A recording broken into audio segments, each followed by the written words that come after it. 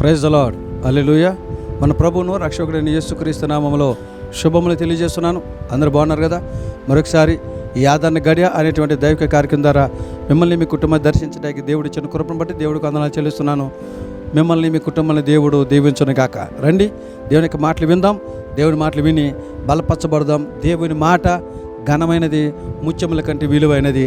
ఆ మాట చేత దేవుడు మనతో మాట్లాడి మన బలపరచును గాక. మంచిది. రండి, దేవునికి వాక్యాన్ని విందాం. మీ కొరకు ప్రార్థన చేసినప్పుడు దేవుడు ఇచ్చిన వాక్యాన్ని దేవుడు నాకు బయలుపరిచాడు. చూద్దాం. ఈరోజు దేవుడు మనతో మాట్లాడుకున్న అంశం ఏంటంటే ఆయన నీకు ఉత్తరం ఇచ్చును. దేవుడు ఈరోజు మనతో మాట్లాడుకున్న అంశం ఏంటంటే ఆయన నీకు ఉత్తరం ఇచ్చును. యెషయా గ్రంథం 30వ అధ్యాయం 19వ వచనం ఉన్నటువంటి మాట చూడండి. జనమా, నీవిక ఏమాత్రం కన్నీళ్ళు విడవవు, ఆయన నీ మొర విని నిత్యంగా నిన్ను కరుణించును, ఆయన నీ మాట వినగానే నీకు ఉత్తరం ఇచ్చును. దేవుడికి మహిమ కలుగును గాక. ఈరోజు దేవుడు ఖచ్చితంగా చెప్తున్నాడు, ఆయనంట నీకు ఉత్తరం ఇస్తా. ఈరోజు దేవుడు మనతో మాట్లాడిన అంశం ఏంటంటే ఆయన నీకు ఉత్తరం ఇచ్చును. ఎప్పుడు దేవుడు ఉత్తరం ఇస్తాడు? ఎవరికి దేవుడు ఉత్తరం ఇస్తాడు? ఉత్తరం ఇస్తాను అంటే అర్థం ఏంటండి? ఆయన మనకి సమాధానం ఇచ్చే దేవుడు. నేను నీతో మాట్లాడుతాను, నేను నీకు సమాధానం ఇస్తా, జవాబు ఇస్తా, రిప్లై ఇస్తానని దేవుడు చెప్తున్నాడు. దేవుని బిడ్డ గమనించండి. ఈ వాక్యం ఏంటంటే నీవు దేవుడు నాతో మాట్లాడట్లేదు, దేవుడు నాకు రిప్లై ఇవ్వట్లేదు, దేవుడు నాతో మాట ముచ్చటించలేను అని బాధపడుతున్నావా? లేదు. నువ్వు అలాంటి ఆలోచనలు పెట్టుకో. మాకు నేను చెప్తున్నాను, నేను చెప్పే దేవుడు, నువ్వు పిలవగానే మాట్లాడే దేవుడు, నీకు సమాచారాన్ని అందించే దేవుడు నీకు అనేక విషయాలు బయలుపరిచే దేవుడు. ఈరోజు దేవుడు చెప్తున్నాడు ఆయన నీకు ఉత్తరం ఇచ్చును. ఎప్పుడు మనకి ఉత్తరం ఇస్తాడు? దేవుని పేరు గమని, ఎప్పుడు మనకి ఉత్తరం ఇస్తాడు? ఆ చదవని లేఖన 30వ అధ్యాయంలో, యెషయా గ్రంథం 30వ అధ్యాయం 19 వచ్చిన మాటే, నీ మాట ఆయన చెవిని పడగానే, ఎవరి మాట దేవుని చెవి దగ్గర చేరుతుందో వెంటనే దేవుడు వారికి ఉత్తరం ఇస్తాడు. దేవుడు జవాబు తెలియజేస్తాడు. మరి ఈ రోజున దేవుడికి మొరపెడుతున్నావు కదా, మరి ఆయన చెవిని పడుతున్నాయా?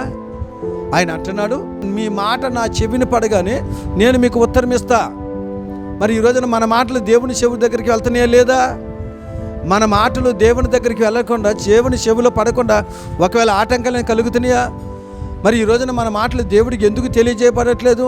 మన మాటలు ఎందుకు దేవుడి దగ్గరికి వెళ్ళట్లేదు?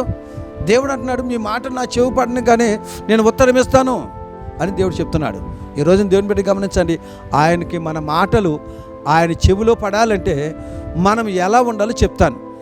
ఎవరి మాటలు త్వరగా దేవుడికి తెలియజేయబడతాయి, ఆయన చెవి దగ్గరికి వెళతాయి అని అంటే, బైబిల్లో కొంతమంది అలా తెలియజేయగానే దేవుడు ఆశ్చర్యమైన కార్యం చేశాడు.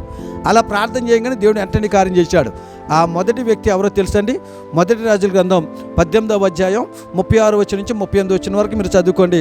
మొదటి రాజుల గ్రంథం 18వ అధ్యాయం 36 నుంచి 38 వచ్చిన వరకు ఏలియాకి బయలు ప్రవక్తలకి ఒకసారి గొడవ జరిగింది.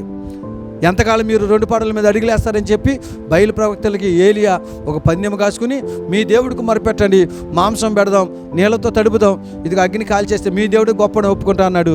వీళ్ళిద్దరు ఇలా పందాలు వేసుకున్నారు. బయలు ప్రవక్తల ముందు ప్రయత్నం చేశారు, వాళ్ళ దేవుడు మాట్లాడలేదు. ఏలియా ప్రార్థన చేశాడు, ఆకాశము తట్టి చేతులెత్తి కన్నులెత్తి ప్రార్థన చేశాడు. ఆకాశము తెరవబడింది, అగ్ని గంధకములు వచ్చి మాంసమును కాల్చివేశాను. ఆయన చెప్పగానే దేవుడు ఆయన మాట దేవుని చెవి దగ్గరికి వెళ్ళిపోయింది. దేవుడు ఆ మాంసాన్ని అగ్ని గంధంతో కాల్చాడు. ఏలియా మాట చెవిని పెట్టిన దేవుడు మన మాట ఎందుకు చెవిని పెట్టడండి? మన మాట దేవుని చెవి దగ్గరికి చేరాలి. రెండోది మీకు విషయం చెప్తాను. అపోస్తల కార్యాల గ్రంథం 8వ అధ్యాయం 27 నుంచి 38 వచ్చిన వరకు చదువుకోండి. నప్పంచుకునే వ్యక్తి రథం మీద దేవుని యొక్క వాక్యం చదువుతున్నప్పుడు, ఈ వాక్యం విన్నప్పుడు నేను బాప్తిసం తీసుకుంటే బాగుండే అని అనుకున్న వెంటనే దేవుడు తన ప్రవక్తను పంపించాడు, ఫిలిప్పును పంపించాడు. వెంటనే అక్కడ బాప్తిసం ఇవ్వటానికి దేవుడు కృప చూపించాడు. వారి మాటలు, నప్పంచుకున్న మాటలు, ఏలియా మాట దేవుని చెవి దగ్గరికి వెళ్ళినాయి కదా. ఈ రోజున మన మాట దేవుని చెవి దగ్గరికి ఎందుకు వెళ్ళట్లేదంటే 2 విషయాలు చెప్తాను. ఏలియాలాగా పౌరుషంగా ఉండాలి. యథార్థతగా ఎవరైతే ఉంటారో వారి మాటలు దేవుని చెవిని చేరతాయి. రెండోది, నపుంసకుల్లాగా ఆసక్తి కలిగి ఉండాలి. పౌరుషం కలిగి ఉండండి, ఆసక్తి కలిగి ఉండండి. మీ మాటలు దేవుని చెవికి తెలియజేయబడతాయి. వెంటనే మీకు ఉత్తరం కలగజేస్తాడు, మిమ్మల్ని ఆదుకుంటాడు, మిమ్మల్ని దీవిస్తాడు. దేవుడి మాట దీవించను గాక. ప్రార్థన చేసుకుందాం. ప్రేమ కలిగిన మా తండ్రి, కృప కలిగిన నీకు వందనాలయ్యా. యుతబడిన వాక్యాన్ని నీ స్తోత్రం. నేను మీకు తెలియజేస్తానన్నావు ప్రభా, అందుని బట్టి నీకు వందనాలు. నేను మీకు ఉత్తరం ఇస్తానన్నావు నాయనా. నీకు ఏ ఉత్తరం ఇవ్వాలంటే ఏం చేయాలో మీరు మాట్లాడారు. ఎవరైతే అడుగుతున్నారో మీరు ఉత్తరమును జవాబును రిప్లై దయచేసి వారు అనుకున్న వారి జీవితంలో జరిగిన సంతోషంతో నింపమని యేసు నామములో అడిగి పొంది ఉన్నాం తండ్రి, ఆమెన్. మరొకసారి ప్రభుపేట మీకు వందనాలు చెల్లిస్తున్నాను. దేవుడు మిమ్మల్ని దీవించును గాక, ఆమెన్. ప్రభుపేట మరొకసారి ఈ ఆదరణ గడియేటువంటి వాక్యాన్ని దైవ కార్యక్రమం మీ అందరికీ ఒక విజ్ఞప్తి అండి. దేవుని బిడ్డలారా గమనించండి. ప్రతి సంవత్సరము మరి మాకు మహిమా చర్చి మినిస్ట్రీ ఆగిరిపల్లిలో దేవుడు సంవత్సరం అంతా కాపాడిన సందర్భంగా ప్రతి సంవత్సరం 4 రాత్రులు ఉపవాస ప్రార్థనలు ఏర్పాటు చేస్తాం. అలాగే ఈ సంవత్సరం కూడా అక్టోబర్ నెల 8, 9, 10, 11 తారీఖుల్లో దేవుడు మా పరిచయాన్ని ప్రేమించి 4 రాత్రులు ఉపవాస ప్రార్థనలు ఏర్పాటు చేయడం జరిగింది. 4 రాత్రులు ఉంటే పగటికాలం ఉండదు. అభిషేకించమని దైవజనులు 4 రోజులు వస్తారు. గొప్ప ఆరాధన జరుగుద్ది. ప్రార్థన విజ్ఞాపనలు మీరు ఉంటే తెలియజేయండి. వారి కొరకు మేము ప్రార్థన చేస్తాం. మా కోరిక ఏంటంటే మీరందరూ కూడా చక్కగా ఈ ఉపవాస ప్రార్థనలు పార్టిసిపేట్ చేయండి. అవకాశం ఉంటే రండి. లేదంటే దేవుని యొక్క వాక్యం లైవ్లో వస్తుంది, లైవ్లో వీక్షించండి, ప్రార్థన చేయండి, అనేకం తెలియపరచండి. మీ ప్రార్థన మాకు తెలియపరచండి. గొప్ప ఉద్యోగం కలిగి ఆరాధన జరుగుద్ది. ప్రతిరోజు రాత్రి 7:30 గంటలకు ప్రారంభించబడుతుంది. 4 రాత్రులు అక్టోబర్లో ఉపవాస ప్రార్థన ఏర్పడడం జరిగింది. దాని కొరకు ప్రార్థన చేయండి. దేవుడు మిమ్మల్ని అందరిని దీవించును గాక. Praise the lord.